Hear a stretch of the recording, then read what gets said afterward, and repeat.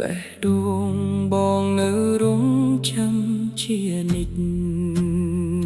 ថ្ងៃដែលអូនចេញទៅស្រុកក្រៅផ្លូវដែលធ្លាប់ដើរហាក់ស្ងាត់ជាងមុនរូបថតយើងនៅតែដាក់បែកខ្នើយបងមើលវារាល់យប់មិនដែលភ្លេចសូននៅស្រុកឆ្ងាយនោះមានពេលណានឹកបងខ្លះទេបេះដូងបងនៅរងចាំជានិច្ច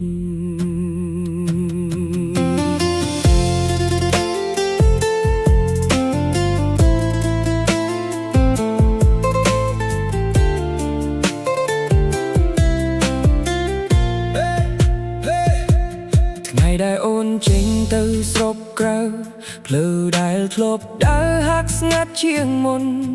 រូបថតយើងនៅតែដាក់បែកខ្នើយបងមើលវារាល់យប់មិនដែលភ្លេចមិនដឹងថាអូនសុខសប្បាយឬទេការងារនៅទីនោះហត់នឿយប៉ុណ្ណាបងគ្រាន់តែសូមឲ្យអូនថែខ្លួនហើយកុំភ្លេចមនុស្សអូននៅស្រុកក្រៅនឹកបងផងបងនៅទីនេះនឹកអូនរាល់ថ្ងៃចាំថ្ងៃមិនអាចបំបែកចិត្តយើងបានបើស្នេហ៍នៅតែស្មោះដូចថ្ងៃដំបូងអូននៅស្រុកក្រៅនឹកបងផងពេលឃើញព្រះច័ន្ទសូមនឹកដល់ប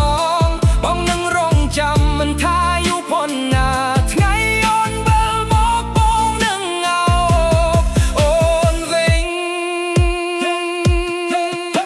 រដូវភ្លៀងក៏ធ្លាក់ដូចមុនតែគ្មានអូនដើរជាមួយបងទៀត